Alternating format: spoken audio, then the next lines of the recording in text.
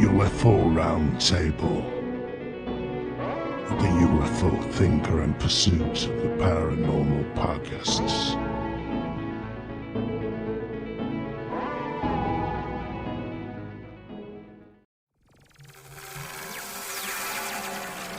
So, hello and welcome to the first monthly kind of roundtable concept that we're going to be doing with myself, Frank, UFO Thinker Podcast, and also these two gentlemen here with me today as well, Ash and Greg.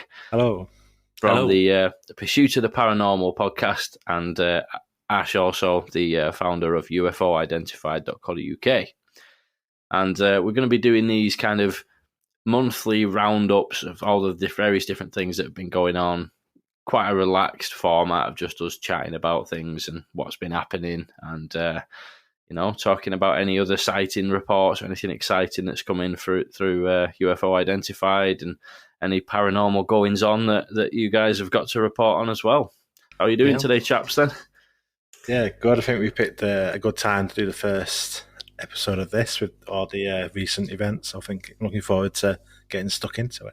Yeah, definitely. It's quite funny, isn't it? How we were talking about. We must have planned to do this like 2 months ago. Yeah, and then literally the couple of weeks right before we do the first one, all hell breaks loose, sort of thing. What you guys been up to much in general? No, not really. Just recording. interviewing.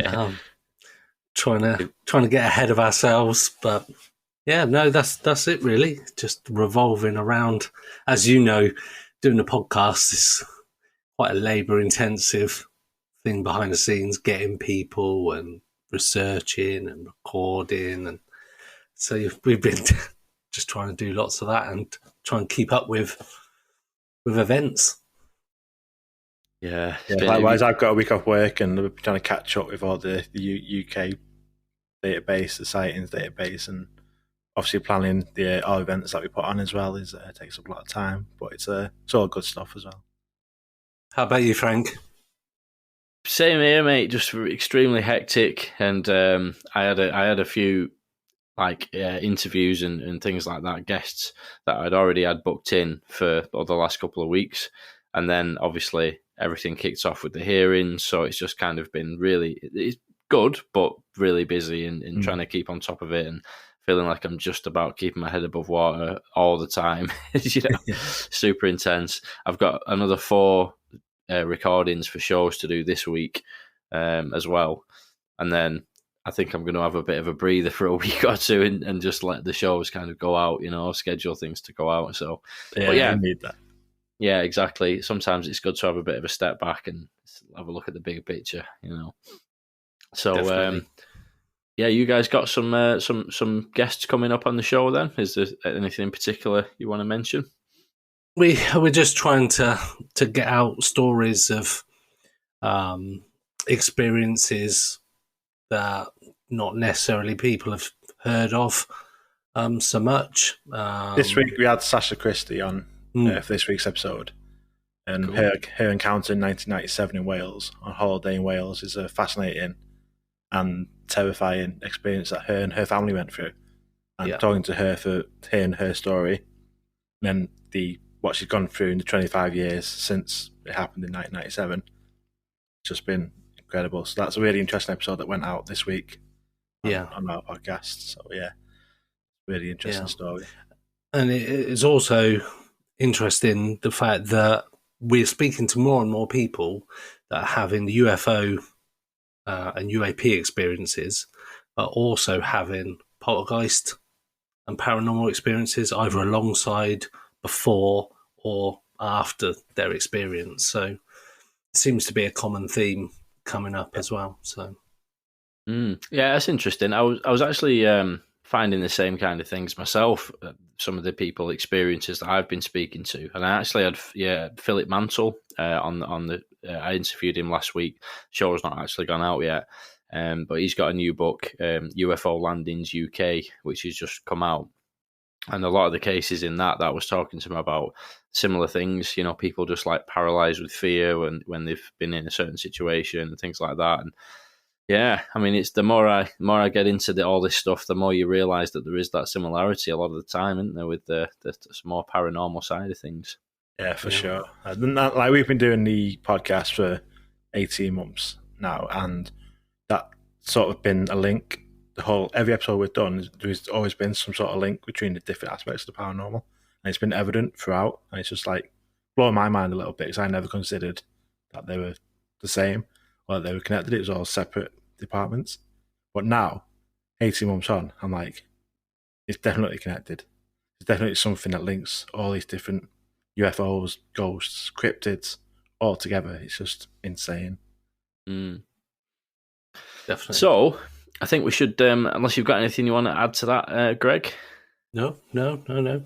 Let's have a delve into these recent events then, eh? So, obviously, over this last week, there's been some pretty historic things going down. The recent UFO hearings were, for the first time in over 50 years, there's actually been open congressional hearings on the UFO UAP issue. And Ronald Moultrie, the top Pentagon intelligence official, and Scott Bray, the deputy director of naval intelligence, were brought in for questioning before a subcommittee of the House Intelligence Committee. And some pretty interesting things came up. So have you guys got any thoughts overall before we get into some more specific points? What did you guys reckon of the whole thing?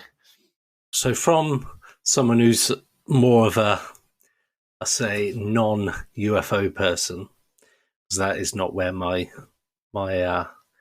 skill set is, it was what I expected. There was no massive announcement. Obviously, we'll get into some of the details, but I think from what I was seeing online, on Twitter, people like building up to it, and then like polls everywhere saying, is it going to be what you expected? Is it going to be less than you expected? Is it going to be nothing at all? It kind of, I think, from my point of view, seemed to tick the box of they'd done enough to satisfy the majority of people.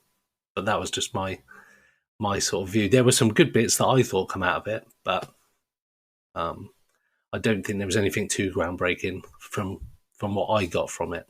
For me, I think I'm probably a bit more optimistic than Greg, a bit more hopeful. But I just have them talking about it, just when they're questioning and they're using like alien life, talking about extraterrestrial, off-world technology, and they're talking with sincerity when they're talking about it. It's not in a jokey way. They're answering questions of like, yeah, we will be considering this and that. They're not just taking it off the table. So I think that for me was quite. But obviously, we go into specifics of what they're talking about, but just to have the conversation with some of the language that they're using, for me, it's quite like groundbreaking for me that they are using this in public open hearings.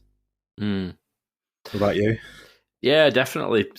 Pretty much the same. I mean, it all depends on your actual sort of like your expectations of what's actually going to happen. And my expectations were really low. they were low. They were low anyway. But I'd sort of convinced myself to keep them low, so that I don't get disappointed, sort of thing. And with that in mind, I was actually quite.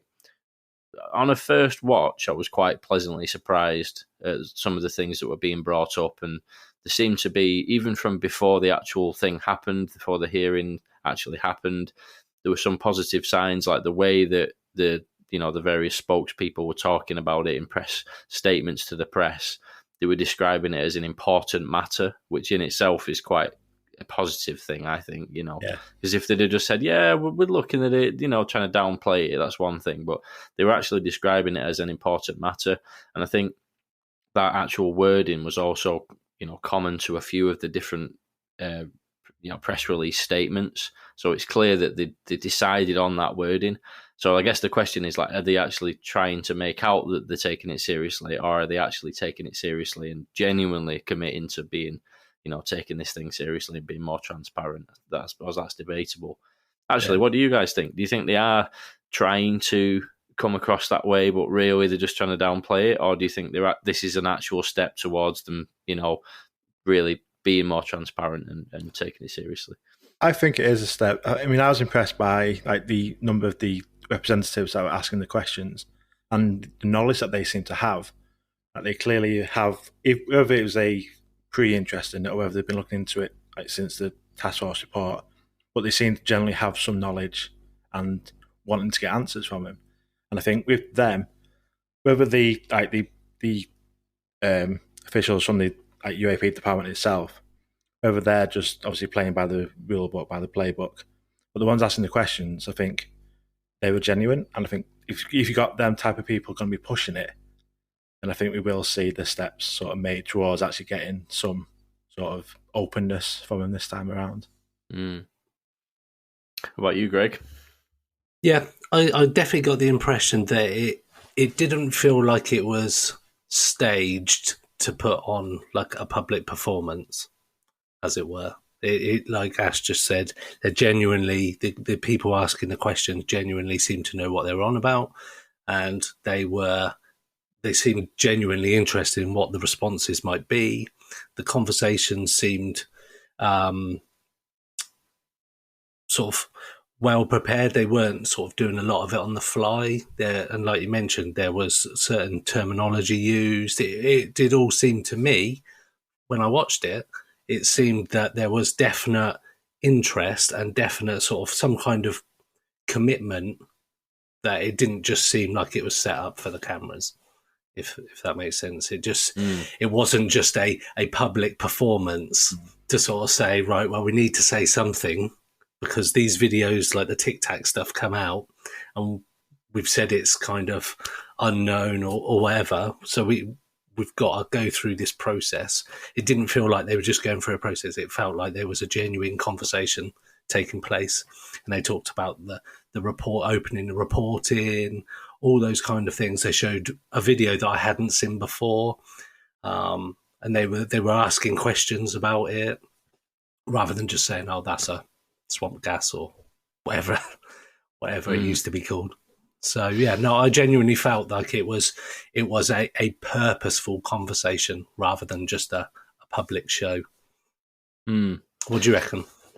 So I think it's a bit of a mixed bag. I mean, my first impressions, because I had such low expectations, were like, wow, there's a video, they're mentioning things like taking it quite seriously and stuff like that, which was definitely a positive thing. And even just a commitment to thinking of this as an important matter, as they were saying in the wording and so on, that sort of did shine throughout the actual thing as well. They definitely want to be seen to be committing to taking this seriously.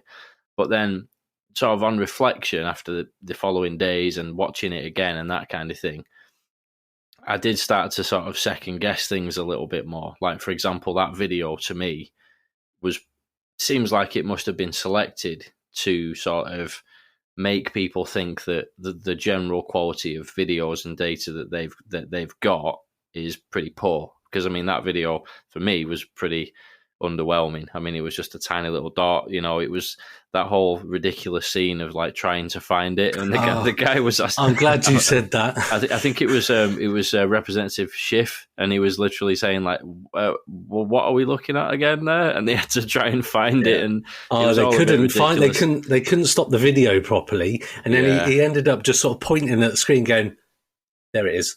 Yeah, exactly. They didn't even have a still image. That's what. That was the next thing I was going to come on to. It's just, yeah. Yeah, but you see, I think that was probably selected on purpose because, I mean, from what we've heard from the other, classified briefings, anybody who's been in attendance for those briefings, they've come out saying it was very compelling and things like that. And I can't imagine that video was what they saw. So I think there probably is a lot more compelling footage than that. And they've chose that. On the one hand, on the surface, it sort of seems like they're saying, look, here's a video. We're being open with you guys. The video's here. You can see it. We're giving you a video. And then actually the video's rubbish kind of thing. So I think there's a bit of that going on there where they're trying to make out that they're being open and presenting videos to the public that haven't been seen. But actually the video they're presenting is probably not an actual representation of the quality of what they've really got.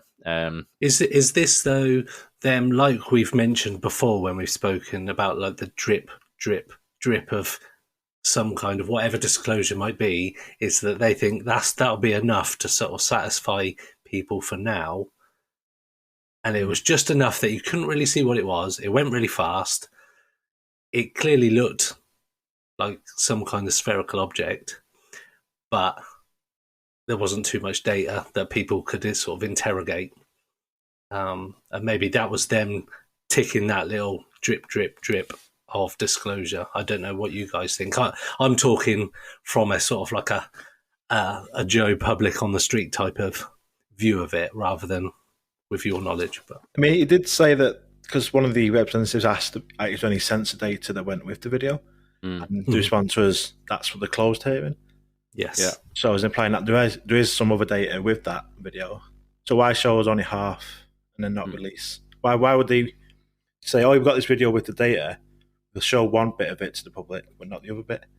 Why wouldn't they keep it either all closed or all open? That bit didn't make sense to me. Do you think they showed all the video? Because it kind of was over before it really began. It was like, 8 or 9 seconds, and it was like less than half a second of the UFO. Because at one point it looks like it's almost at the end. It looks like a rear view mirror on the side, and it wasn't. But it just seemed that there wasn't much there. It's difficult to say, isn't it? I mean, I think Bray actually mentioned, I've not got the exact quote, but there was a bit where he was basically saying that this is an example of why we're struggling to identify things, because in some cases we have something like this where you're just getting a glimpse, and I think he actually said in other cases we have a lot less. In other words, like, this sometimes they're even worse than this one, sort of thing, but the thing is, for me, going back to what you were saying there, Greg, is like it's a good example of how a video can be compelling if you've got the bigger picture, but without that bigger picture, there's not really a lot you can say. I mean, like the Tic Tac FLIR video, where you've got this like basically like a blob, Tic Tac shaped blob, and it sort of just shoots off to the side. Imagine if they'd have presented that video, but without any context. It wouldn't have been particularly compelling on its own. But when you add into the fact that you've got all these pilots that have seen it, the fact that it's been in all these different sensor systems, and like you said, Ash, as well, this video actually has apparently got other sensor data involved as well. And if, like, again, if there's a longer version of that video where the jet then circles around and approaches it again, and this time you can get a much clearer, view of it, and also you add into that other testimonies from perhaps other pilots, other sensor data, that actually could be quite a compelling case. But just as it is with what we've seen, it could be anything, and you don't have that bigger picture awareness. You know what I mean? You can hope that, hopefully they knew he had his phone out because they knew that there was something weird. So you'd think that they wouldn't just, it's gone, okay, let's carry on with what we were doing. You'd think that, you'd hope that they would, like you say, turn around, try and track it, whatever. You've got the sensor data. So, maybe it does make sense that there would be more to it than what we have been shown so far anyway. So there was no sound on the video either, so you don't know what the guy was saying on his mobile phone. Yeah. So he might have been saying, could have been anything, couldn't it? Yeah. So the other thing, I mean, this is getting a bit conspiratorial, but like it does occur to me, so, let's go. Yeah, about to go deep. But yeah, what I was thinking, there's always the possibility that was a balloon, say, for example, or something relatively, prosaic sort of thing.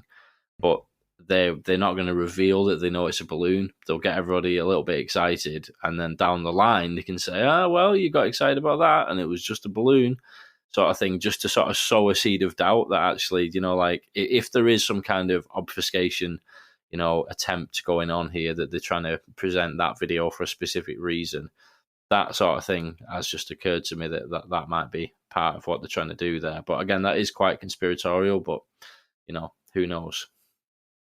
It's like towards the end, when I think it was Bray was talking about other reports in the future, and that if there's no sort of risk to defence or to the intelligence, that they would release any reports that they get, any information that we get. But it's whether they're still hiding behind that risk to security, so we can't release anything, or whether they will, or whether it just be some these videos like this that'll be all we'll get.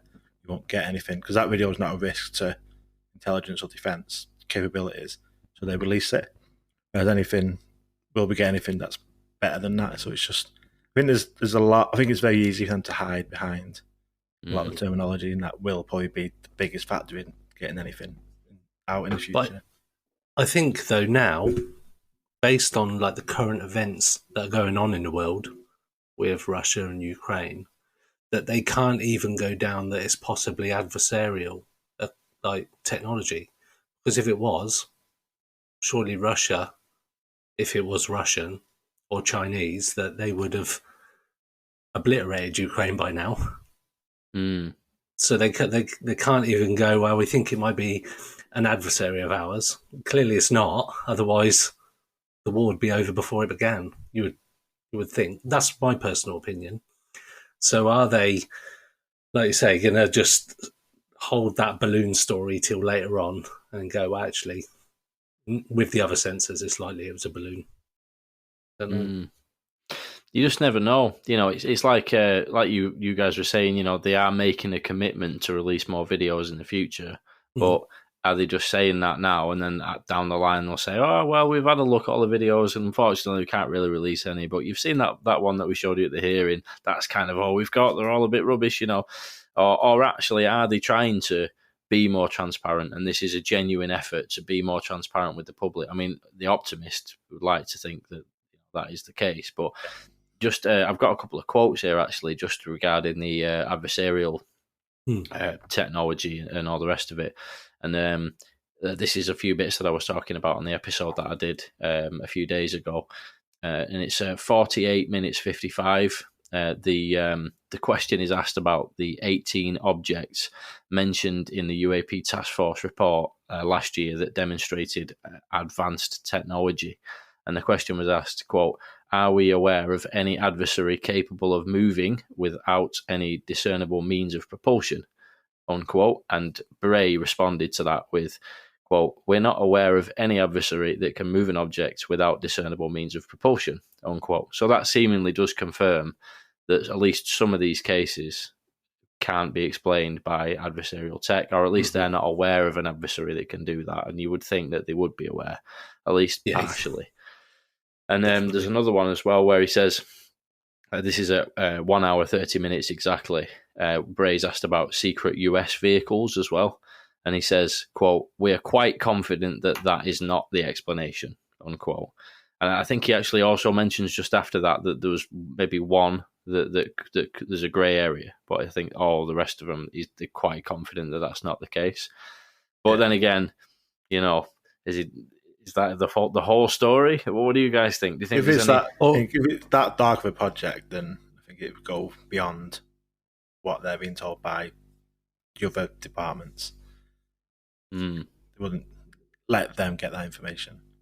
Or they wouldn't want to put out to the public that it's definitely not their own tech, because they've just said it's not the adversaries, so they'd need some kind of show of technology to say, well, it could be ours, we're not entirely sure.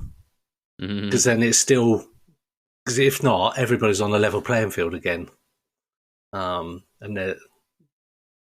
it's like that show of force. They're showing that they might have technology that's better than the Russians or the Chinese, but without saying, no, we haven't, or yes, we have. They're non-committal, I would say.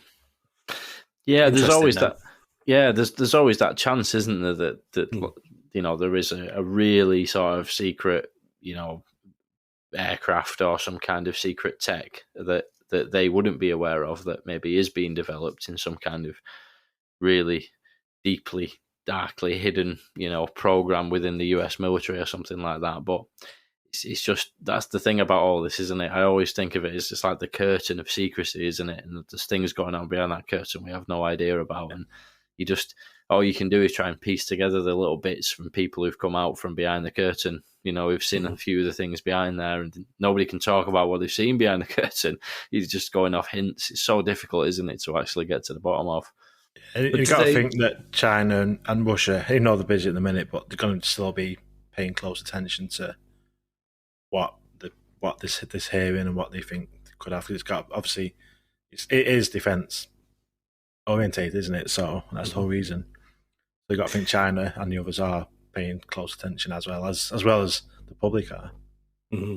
And I think they can't come out and say 100% it's not our technology, because if they do, they're essentially saying it's not our enemy, it's not us.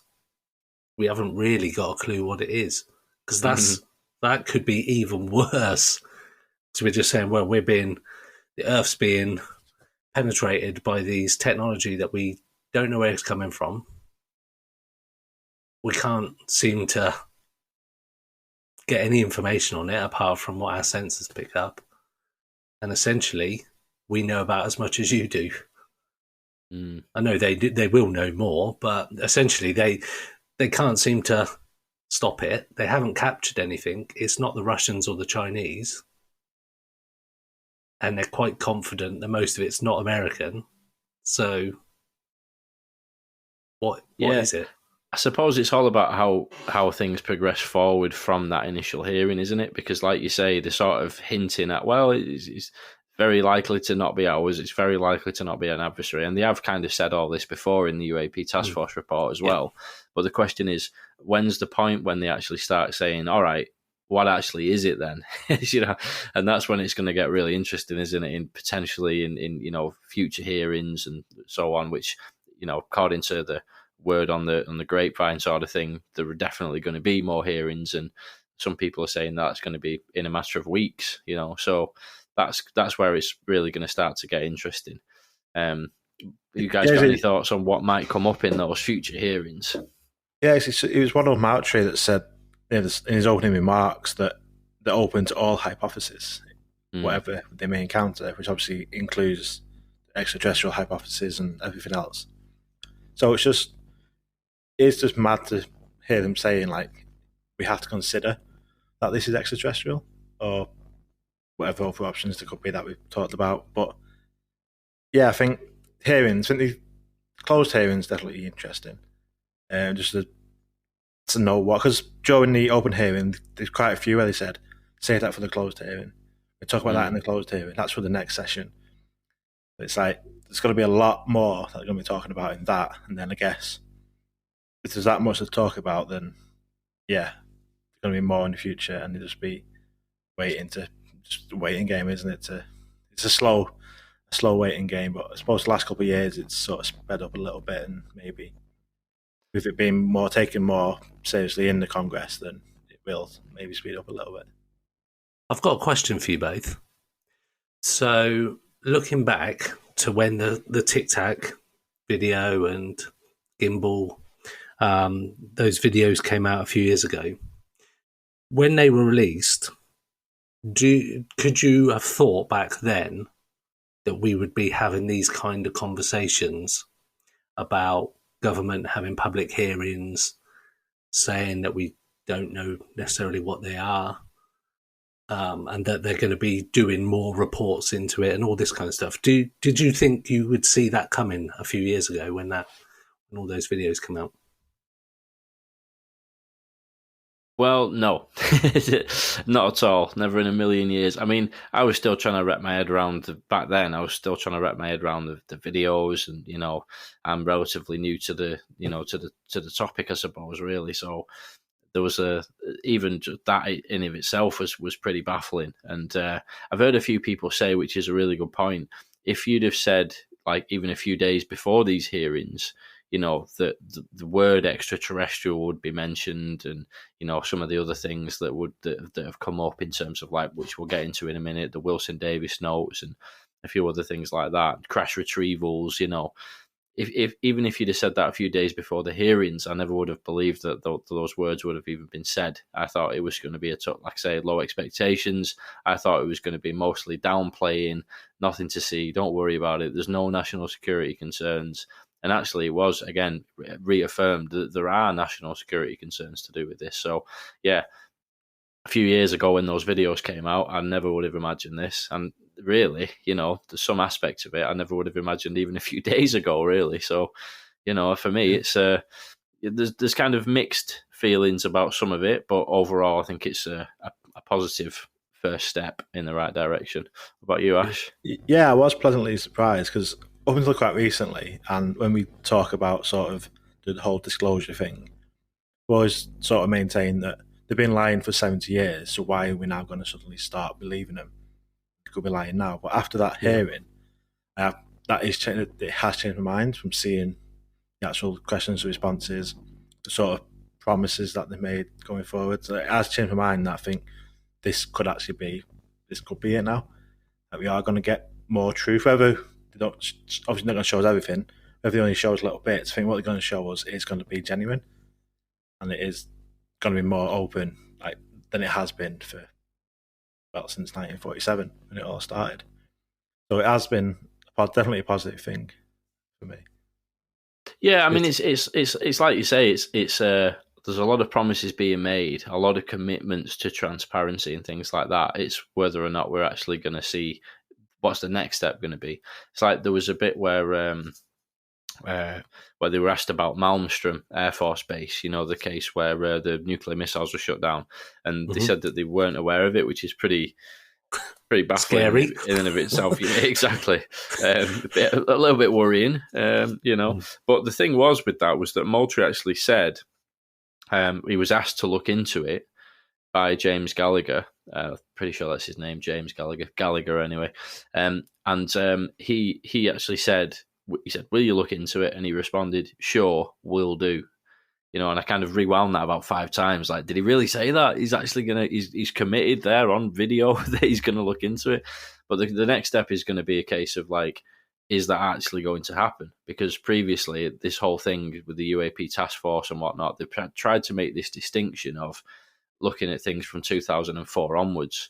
So if you're then talking about asking them to go back and look at cases from the 60s, they're going to be aware of the fact that sets a precedent. If they actually do look into that, then what else do they have to look into? Because there's a lot of stuff in there, And if they look into Malmstrom, that is obviously a massive, significant case. So, maybe they'll do it as a one-off, but it does kind of set a precedent, doesn't it, in terms of they're going to have to break away from that 2004 onwards thing. Do you think we might end up seeing them, asking questions about Roswell and things like that going forward? I mean, you'd think that's where the natural conversation would go. Obviously, the biggest one of all, and obviously the records and the original thing saying, flying saucer crash, blah, blah, blah. The day after, they retracted it. But I think the 2004 thing always annoys me because that's what always makes me think they're only doing it for show, they're doing what they have to do, because obviously the only starting 2004 that's when the first video was from, because that was leaked, so they have to go to 2004 because we already have that video. So it's so they're only choosing to go from there because we already have that information. That's always sort of think, they're only doing it because they have to do that. Yeah, their hand was forced. Yeah. Mm. Like we've mentioned before, that's actually really good for them in a way, because then they could discount everything else that's happened before that. And I think you've mentioned it before, Ash, so that becomes their kind of, okay, anything from 2004 onwards and those videos we're all quite open with, and we're quite happy to start discussing. Anything before that, we don't need to now, because it's kind of not where we want to be. And they can almost discount everything they've ever done as disinformation, all the secret projects that have always been sort of talked about. They can just go, you know what, we don't need to talk about that now because we're focused from 2004 onwards. And it's a nice, although their hand was forced, it's actually quite a nice starting point to clean the cupboard, as it were, of all the skeletons and go, don't know what you're on about.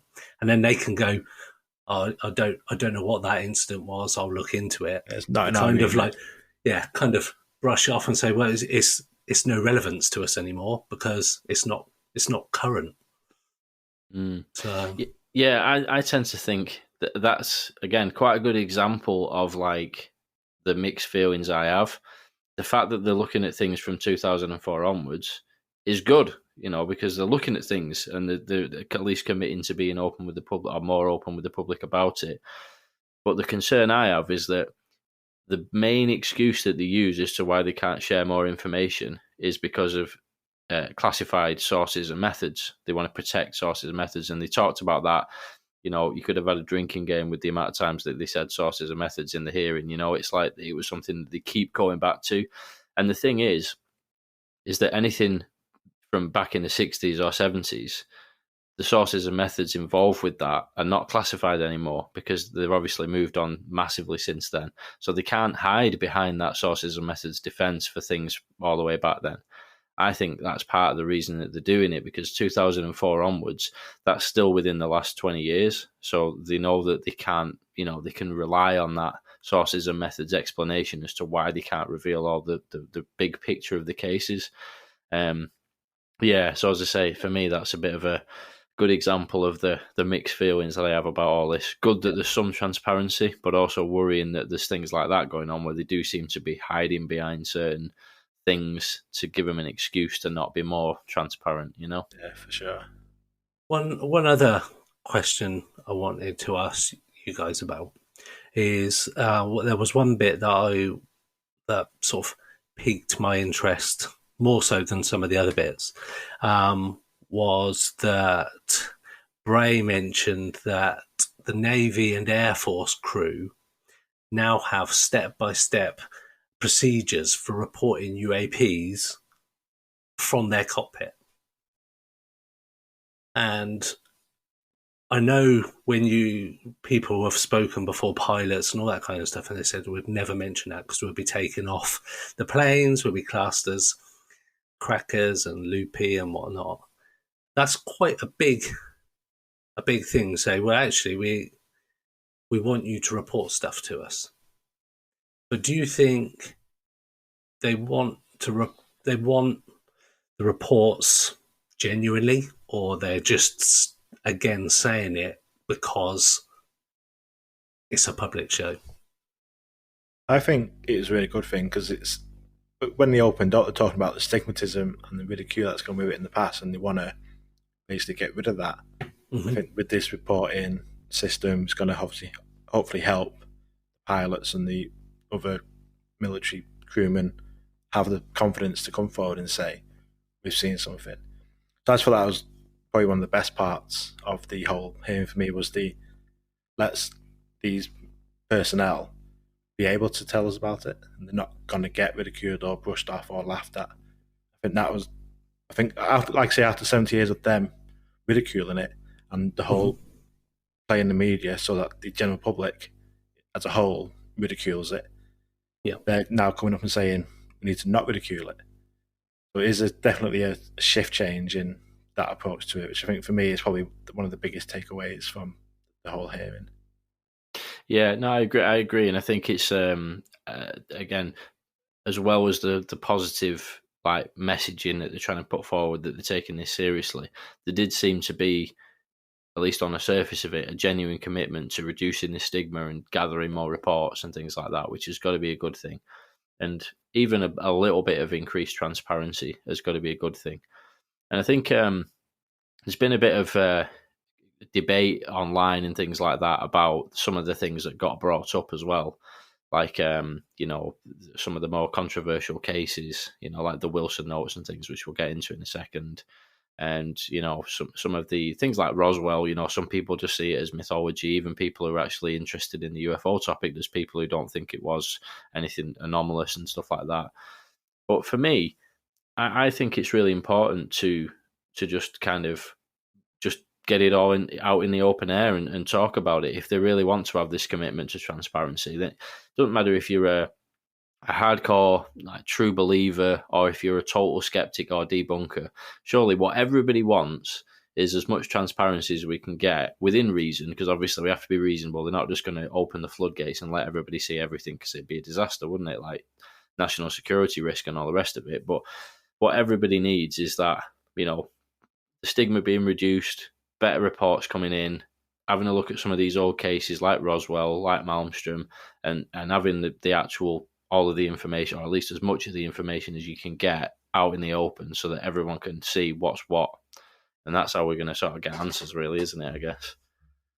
Do you think it's going to take a while to sort of flip that kind of viewpoint of the stigma attached to seeing a UFO from like the government side? Because for so long it's been like it's swamp gas, it was lights, it was a lighthouse, all those kind of things. And like you say, it's almost been ridiculed up to certain points, proper ridicule. The media has been absolutely tearing people apart and calling people like essentially coming out and making people out to be lunatics when they're reporting UFO sightings. How much work do you think the government's going to need to do? And the government, I mean US and UK and world governments, if they're going down that route, how much work do you think they're going to need to do? Because I still think that some of these professional people will be hesitant to report UFO sightings just because of the historical stuff. It's 70 years of that trying to turn around, isn't it? Yeah. So it's going to be very slow.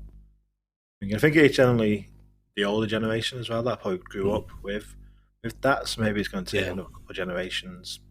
Yeah. For, do you think they're doing the right thing? In general. Do you think they're doing it right at the moment? Is it coming across well? From over here looking into the US, I think it is. Yeah. When you look at us in the UK, it isn't. It's just the polar opposite. Yeah. In the US, from what I see. Yeah. Yeah, I think so. I think it's good that the steps are being taken to break that stigma down and things like that. But there's a long way to go with it. I mean, it's like Ash said, especially here in the UK, I feel like we're nowhere near the stage that they are in the US with this. Because it's a lot of the big news channels are actually talking about this in the States, and there have been some bits, like there was a BBC article, and there's a few other bits, like obviously. The Daily Mail did an article the other day about the Ariel School case, which was written by Chris Sharp, who I know really well and who's been on the show a couple of times. And it's great that I was saying to Chris, it's great that he's managed to basically sort of single-handedly change the way that the mainstream media actually reports on this stuff, because he's actually gone in there and written articles now for the Daily Mail, which is really, really kind of... in my opinion anyway, sort of doing it the right way. It's not ridiculous stories about little green men. It's proper factual reporting, So there are progress being made. But just while you guys were saying that, then I was thinking, if you imagine like other things that like a society has as a taboo, for example, like LGBT things, like historically it would have been seen as a taboo thing, and it's took years and years and years for that to be broken down. Even now there's still some people in our society who are sort of like homophobic and things like that, so it takes a long time for the tide to turn, sort of thing. But we are seeing the beginning stages of it, but we definitely got a long way to go. Sure. So yeah, let's dive into the Wilson notes, because I'm interested to hear what you guys think about all this. So I was talking to Chris Sharp actually on the show the other day about this, and he was kind of saying the same as me. It's like I've always been a bit on the fence with it myself. I think it's really interesting. I don't know if have you guys looked into the Wilson notes much? I don't know if you have, Greg. You may not really have heard it. Not myself. I've heard of it, but I don't know the detail. Yeah, so it's basic. What about yourself? Same really. I've been aware, I know the gist of it, but not done deep dives into it. Yeah, so it's basically sort of like notes taken that describe the event. It's like minutes of a meeting that took place in a car, apparently, between Admiral Wilson and Eric Davis. Eric Davis, like a top-level physicist, and Admiral Wilson was very, very high up in the military and had access to a lot of things that a lot of other people wouldn't have done. And apparently Wilson tried to get access to a program which he was made aware of, which was dealing with crash retrievals and reverse engineering of UFO technology and things like that. And what they were discussing in this meeting, obviously I'm sort of paraphrasing, but what they were discussing is Wilson's frustrations at not being able to get access to this top secret program dealing with reverse engineering of UFO crashes. And I've always kind of thought of it as I've been on the fence with it, really, in terms of whether or not it's legit. You know, some people say that it's a bit dodgy. Again, there's no consensus really in the UFO community about these documents as to whether they're legit. And since it got mentioned in the hearings, it was then added into the Congressional record as well. It's kind of ignited a bit more of a conversation around those notes, and people like Lou Elizondo and Sean Cahill, who have previously refused to actually comment on the notes, they just said, I can't talk about it, I can't go into it. They have kind of thrown the weight behind it a little bit. And a few other people like Brandon Fugel actually came out, I think it was yesterday or today. He's said on Twitter that he's spoken to people directly involved and he knows that it is a legit set of notes and it describes real events. And there's a few other people. It's kind of opened the floodgates, really, having it discussed in the hearings.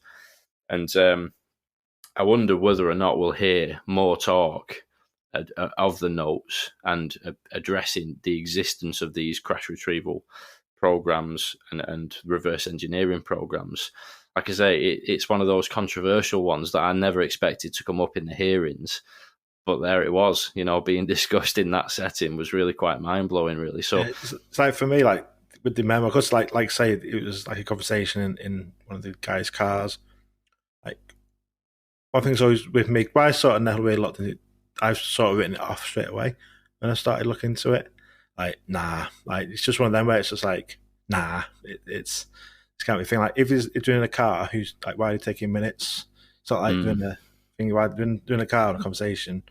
Who's taking the minutes? Why are they sort of documenting the conversation and how did they get into the hands? It's just, I don't know. But like I say, now it's been added officially to the record, it opens up a little bit more. It's just maybe something to go back and look at properly. Yeah, it's an interesting one. It's one that I've kind of held off on really sort of taking super seriously because of the question marks around it. But I mean, it's going to be one of those things to keep an eye on, isn't it? As to if it comes up in future hearings and that kind of thing, we hear more conversations about that. But another one was the Tic Tac incident that we know and love, the Nimitz case. I know you love it, Frank. Yeah, you know me. And I should have just called it the Tic Tac Thinker Podcast. That probably would have been about right. But yeah, as soon as that came up, I was all over it. Again, rewound it about 5 times, and unfortunately, there wasn't many follow-up questions asked about it. But what he did say was that some of these cases, don't have a lot of data, but other cases do have a lot of data, or do have data. He didn't say a lot of data. And one of these is the Nimitz case, which everybody knows about. And that case does remain unsolved. They've not got an explanation for it, even despite having that data. And the problem was, for me, is that there was no follow-up questions to actually determine exactly what data. I mean, I suppose they might not have been able to say what data it was, but at least some kind of follow-up questions would have been good there. But it was just fascinating to me that case, was confirmed to be unsolved, even despite the fact that they saw that classified data. So I guess the question with that is, are we going to see any more follow-ups? Is there going to be even more to come out about the Nimitz case? What do you guys reckon? Yeah, I'd hope that the other congressmen and women would have watched this and ignited interest in them. But then to hear, obviously, the Undersecretary of Defence for Intelligence saying, we have this object, we have data on it, we have video of it, and we don't know what it is. It's in our airspace. That's going to raise a lot more questions in people that maybe didn't have an interest previously in the government. Now, start going to take notice and be like, hang on, this isn't just a hype thing now. This is actually something that is genuinely possibly a threat. So that may lead to, again, more pressure, more getting more information, talking about the case more. And like you think the word it unknown unknowns was the term. You know, like known unknowns and unknown unknowns, which is what the Nimitz one was. So I think that's just a funny phrase anyway. Yeah. But yeah, I think there's a lot of, especially with the publicity around it as well, in the mainstream media pushing it. I think there's going to be a lot more now. Like it's going to whet the appetite for the media, the public, and other government officials to be like, okay, let's hear more. Let's get more answers. Here's one for you then, Greg. Do you think at some stage, because there wasn't really, we talked about earlier on in this, when we were doing this just now, about the links with paranormal stuff and, poltergeist activities and some of the high strangeness type of things. And there definitely wasn't really much mention of that in this hearing. At what stage do you reckon we might actually hear them address that type of stuff? I think it's likely. I don't think you ever will. I don't think you ever will, because that just opens a whole sort of world of other stuff. I just don't. I think that's too much of a stretch for them to say that there's things in people's houses. At least if it's a solid object that's flying in the sky, that's not so close to people. It's not a close thing. People can just go, "Oh, that's up in the sky. That's all fine." I don't think we ever will, personally. And I know they've, like CIA and those kind of 3-letter departments have flirted with paranormal and telekinesis and all those kind of remote viewing. But I think because there isn't that solid piece of evidence captured by someone in the military, that I don't think, it's not tangible. There's people posting videos all the time of UFOs. You've got the Nimitz case with the gimbal video. You've got Go Faster. You've got the Tic Tac video. It's a solid object. To come out and say, well, actually, along with that, while we're opening Pandora's box, there's these things that move objects in people's houses. Some of them are quite frightening. I think I would love to, and I know it's the kind of discussions that we will have. But I think that's maybe one step too far. I know I've heard a podcast with a guy who worked for Bass, which is Bigelow's company, and he was on Skinwalker Ranch before Brandon Fugel bought it. And he was on there when Bigelow had it. And he was talking on this podcast about the fact that it's not what you think it is at the ranch. There is more poltergeist activity. There is more communication with some entity. But I don't think that would ever come out as a link, as much as I'd love it to. Because if they go poltergeist activity and paranormal are linked, and people who see these things tend to have these other experiences, at that point, do you go, well, while we're at it, we've been denying Bigfoot for all these years. Got something to tell you about that as well. So I don't know what you guys think. I think that's just one step too far. I don't think they could come up, because they can't control that. I don't think. Not in people's houses. I think officially, yeah, I agree. I mean, like when you read like Skinwalkers at the Pentagon, and they talk about the government officials that came back from Skinwalker and believed that they had entities or whatever come back with them and cause things happen in the house. I think it'll always be sort of anecdotal. I don't think it's ever going to be like, I don't think we're going to get public hearings on Skinwalker or Bigfoot. I don't think that's. I think that's beyond the realms of hope, I guess. Yeah. Hope is a good one.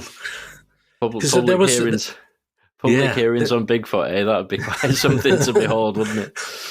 You watch the people come out of the woodwork for that one. I wrote down a question a bit earlier while we're sort of on this kind of subject. And so me and Ash, I know you will have, Frank, we've spoken to many people who have had UFO or UAP experiences. And you've got like the Tic Tac and Nimitz incident, whatever you want to call it. But when we speak to people who have an experience with UFOs or otherworldly, off-world creatures or whatever, and their experience and their account of what happened is completely different to the kind of solid object, or appears to be solid object, flying through the sky that's captured on a radar. And are we ever going to get to the point where they're sort of a bit like the paranormal? Will the government get to the point where they go, like, people are being taken, people are having close experiences?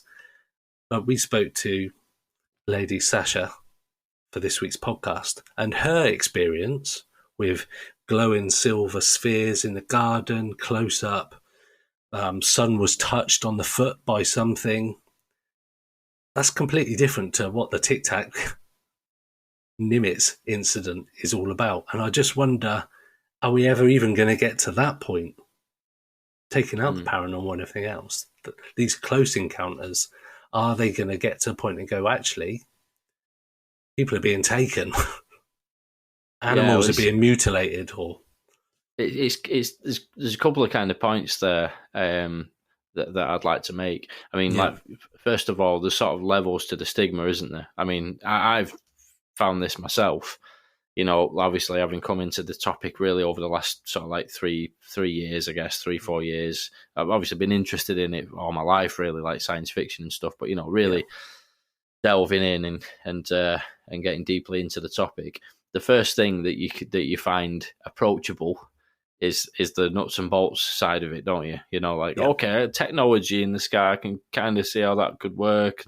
And then, obviously, then the next level of the stigma, I suppose, is actual entities or beings or whatever, because as soon as you that is closely tied to the little green men ridicule that's been going on for so long, isn't it? So obviously you can see why there's more of a stigma to do with that. But it's weird, isn't it, really, that like a spacecraft supposedly in the sky, you know, but you can't really the occupants of the spacecraft. Oh, we're not going to go into that. You know, it's bizarre, really, how the stigma really works, isn't it? And then beyond that is interactions with the actual occupants, and then beyond even that is abductions, and then I suppose even further along the line than that is the high strangeness, poltergeist type activities. But the other point I wanted to make was there's actually I can't find the details. I tried to just Google it quickly just a second ago, but one of the actual pilots that witnessed the Tic Tac actually had some kind of hanger-on, some kind of hitchhiker effect after the incident actually happened, and actually had some kind of strange paranormal things as well, you know, in the months after. And I've heard Dr. Gary Nolan talk about this, and this is the way that it's made the most sense to me, is that it's almost like,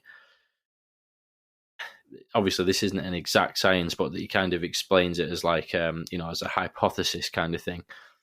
Once you've seen something, it affects some element of your consciousness, and then you're able to see other things, like perceive things that perhaps you wouldn't have perceived before. And that can be on a very surface level. It can be like, once you've seen something strange in the sky, you're more likely to look at the sky again, you know, so you things may have been there and you just wouldn't have been looking up. Like, that's a really obvious kind of basic version of this. But also there could be actually something that actually changes, like a switch going off in your consciousness, where you see something that is so profound that your consciousness is actually altered by that experience, and then it opens you up to actually experiencing other things, completely different things. Like you say, like that could explain why you could see a flying saucer, and then, you know, weeks afterwards you see some kind of, you know, dogman creature or something like that, you know. And again, actually what a dogman represents, you know, the ones that I talked about in Skinwalkers at the Pentagon and things like that, it could be an actual entity, or it could be some kind of anomalous thing that your brain can't figure out, and it interprets it as something, your imagination conjures something up to just represent whatever that thing is, because your brain has no way of making sense of it. I suppose that's a whole other conversation, but yeah, that's kind of the best sort of explanation that I've heard as to how it could link. And also, you think you buy a car, for example, go with me on this, you buy a car, and then forever onwards, everybody, you see that car everywhere. Yeah. Absolutely. It's true. It's true. It's like you've never seen it up to that point that you got that car, and after that, everybody's got it. So I suppose it's almost that awakening as such. I know it's a bit daft to say about a car, but you're open to seeing things in a bit more detail that you wouldn't have noticed before. So, I bought a Proton Savvy. I never even heard of it, and then I see one every other day. I'm like, where these cars coming from? I can't even buy them. Yeah, there we go. Yeah, it's a similar thing when you learn a new word as well. I learned. Right, check this one out. I mean, this is referring to like the surface level aspect of it, because I think there's also that aspect of it, as I said, that could be deeper, where you experience something truly anomalous and it actually profoundly like changes something within your consciousness. But on the surface level, I heard the word asinine. Have you ever heard that? I have heard of it. I wouldn't even know what it was. I don't know what it was. A new one on me. Apparently, one of the words you read but don't even think about. You just read it right in the context. So I just read that word. I don't know what it means. Yeah, exactly. But I'd never heard it. And funnily enough, I'm a big UFC fan, and I was watching a press conference, and there was some trash talk going on, and it was Donald Cowboy Cerrone, for anybody who's actually interested in who it was, and he said, blah blah blah blah blah. That was just asinine to me, and I was like, what?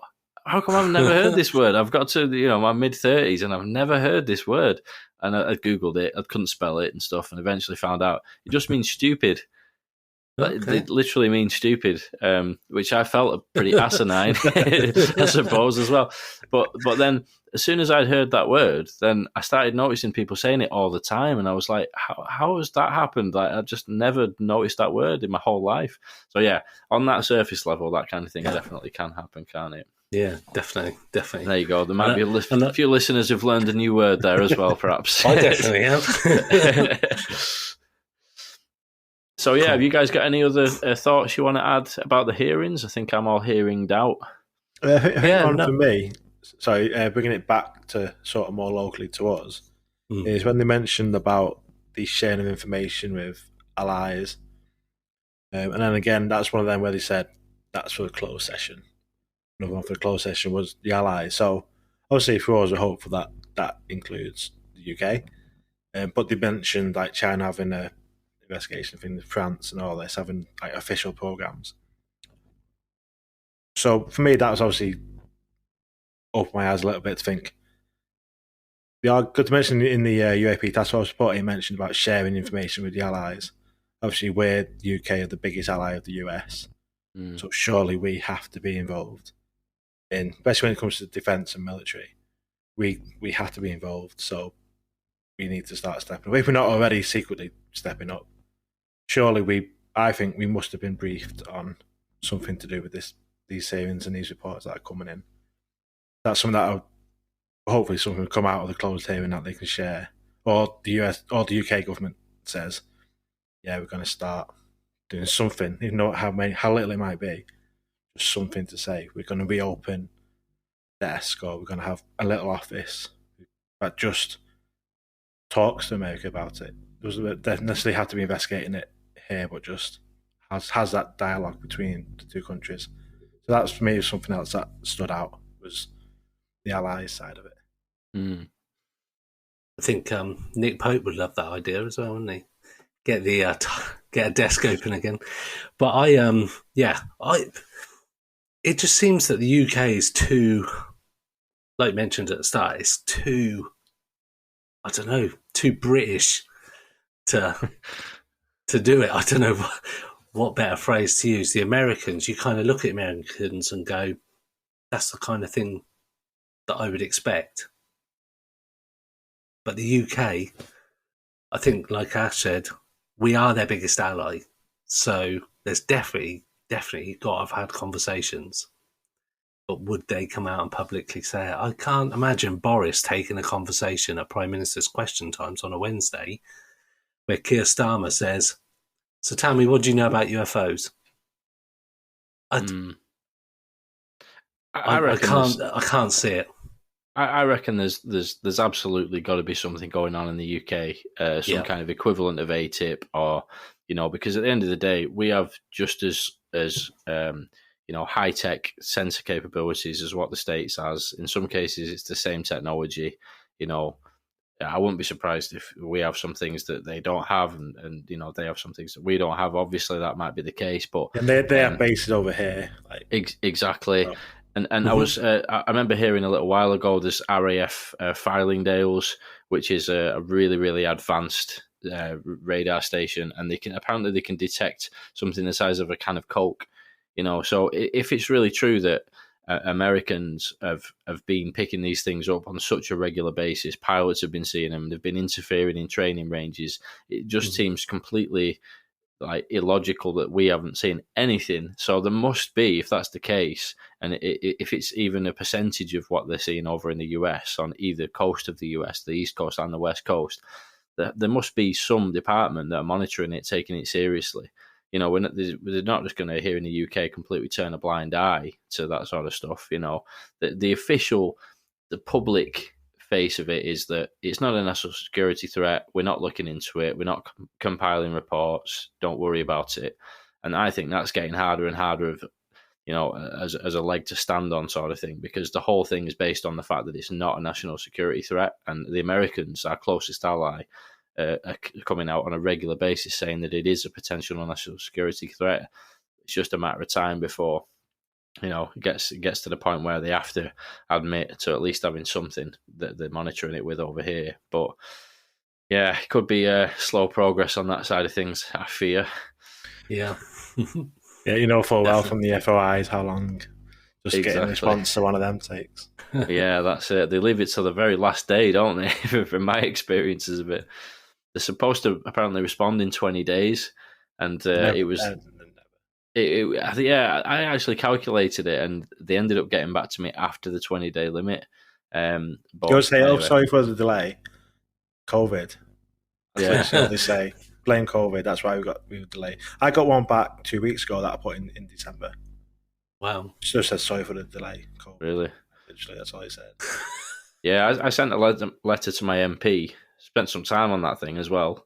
And no reply whatsoever, just not even an acknowledgement of the receiving it or anything, which is, but that was very disappointing.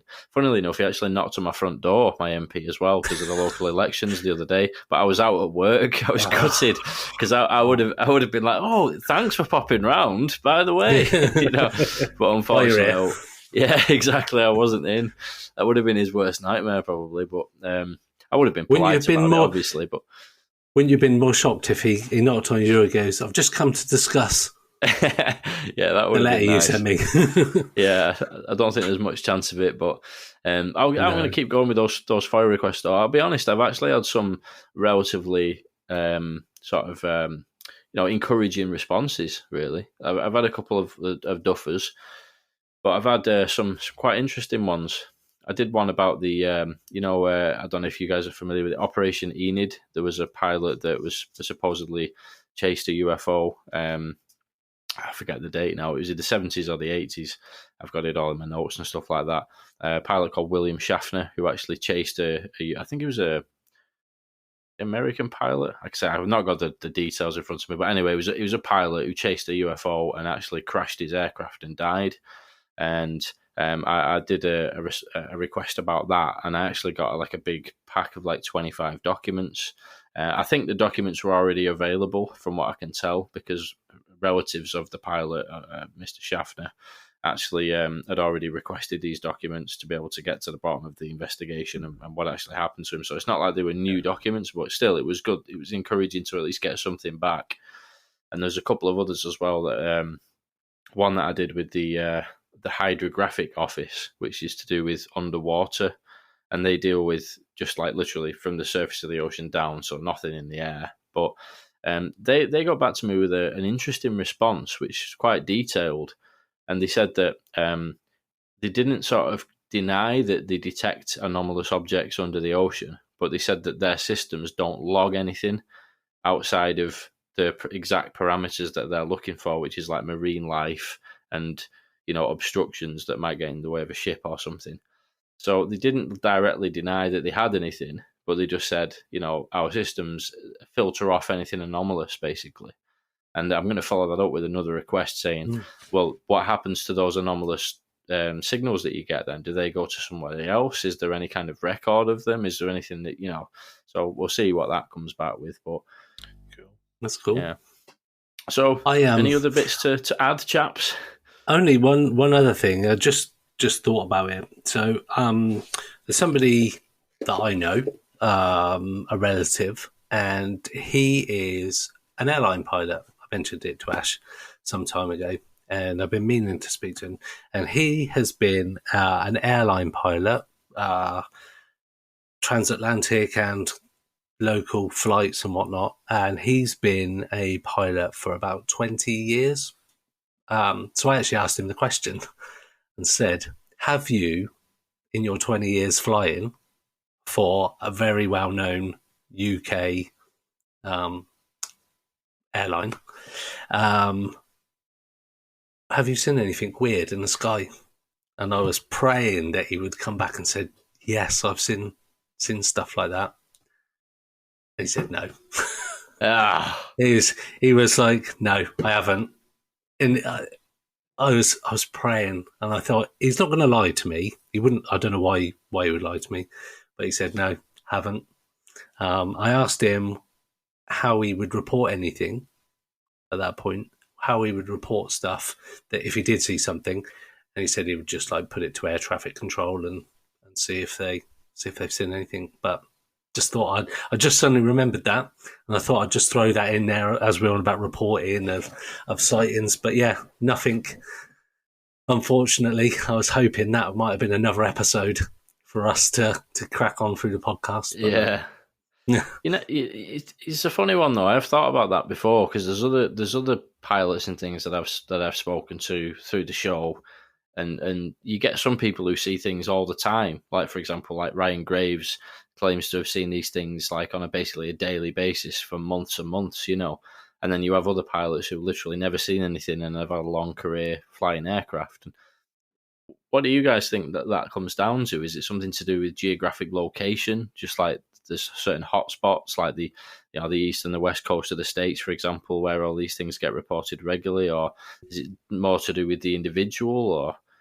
Or the more I'm listening to stuff, the more I think it's individual.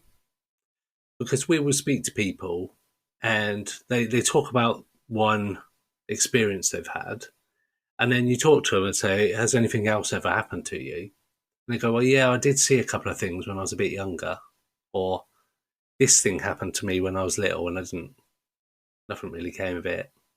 Or some people have nothing, some people have lots. And it seems to be the people that have lots and see stuff all the time have always seen stuff all the time.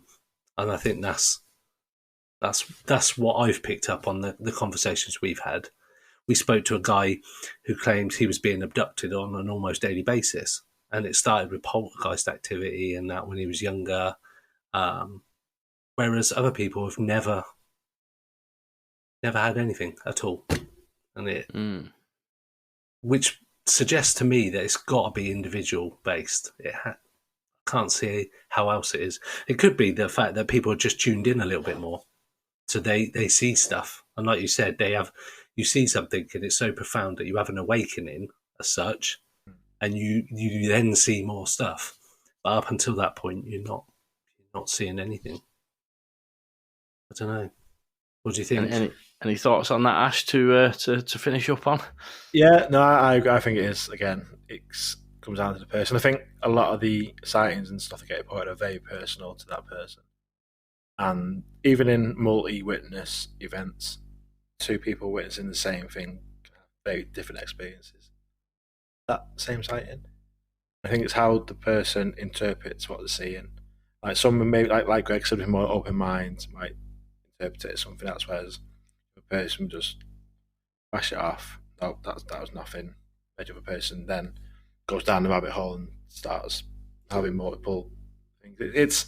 I think that's what's so like enthralling about the whole field is just the possibilities and the questions that just come up constantly, and the different questions and the different talking to different people, theorizing over different things and thinking about things that you would never have dreamt you were talking about or thinking about. It's the journey of it, and I think that's what keeps me especially captivated into just wanting to learn more, just constantly wanting to learn more. Yeah, absolutely, man. I was looking at the history of evolution of human genetics today. I was just like, wow. about 45 minutes into it, I was just like, what has this led me to? It's like, but it's good though, because it expands the mind and all that sort of thing, doesn't it? Yeah, so, it's like getting into UFO subjects for me a few years ago. I found out how humans evolved. I was like, how did I get into humans evolving from UFOs? It's like how, but it's all linked, and that's like because we stood up, our brains grew bigger because the gap between the back of the head or something was wider, so our brains could grow bigger. So we grew more intelligent, and then we evolved into an intelligent species because we stood up. Whereas all the other creatures were all four-legged, so their brains haven't developed, whereas ours did. And that then gets into future human. That's the greatest. Well, I won't go into that here, but that's just one of the theories behind what aliens or visitors are. But just so how it went from looking to UFOs in the sky got me learning about how humans evolved, how it is all linked. It's just crazy what you learn. It is indeed. So I think unless there's anything else that you guys want to add, probably a good time to sort of wrap it up. So I hope people have enjoyed listening to this. A bit of a new thing with we're planning on doing it every month, guys. Is that the plan? Yeah. So roughly around about the end of every month, do a little roundup, and we're going to try and just a bit of a relaxed kind of conversation type of vibe, isn't it? And we're going to bring in a few other people as well as we go along, and just try and get loads of different viewpoints and have some good conversations, hopefully. So we'll leave it there. All right, chaps. Thank you. Catch you next time. Nice. See you next month.